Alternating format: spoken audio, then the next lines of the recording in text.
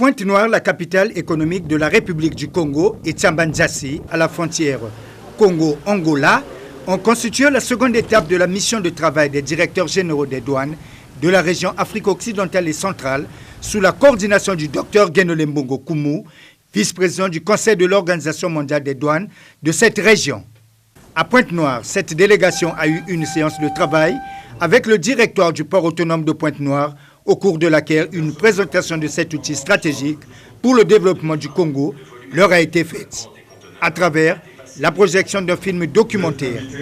Juste après, elle a eu le bonheur de visiter le terminal à conteneurs de ce port en eau profonde, le premier de la sous-région. Cette visite vise à voir comment les marchandises en transportement ou en transit qui passent par le port de Pointe-Noire sont traitées, pour leur permettre également de faire une plaidoirie auprès de leurs autorités respectives sur la manière de sécuriser la chaîne logistique en ce qui concerne les marchandises en transportement ou en transit entre le port de Pointe-Noire et les ports des pays voisins. Émerveillés, tous n'ont pas caché leur satisfaction. Aujourd'hui, au niveau de la République centrafricaine, les 90% de nos importations passent par le port autonome de Douala.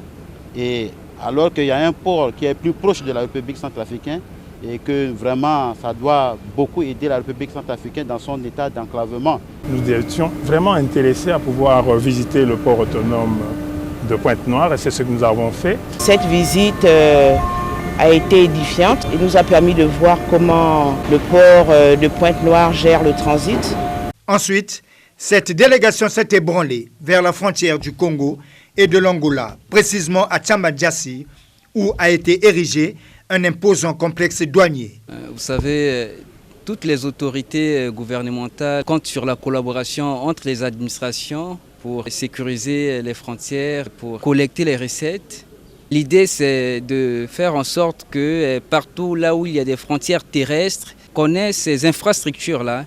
Au terme de cette visite, chacune des administrations douanières a promis faire le relais auprès de la tutelle, tant l'expérience congolaise fait école.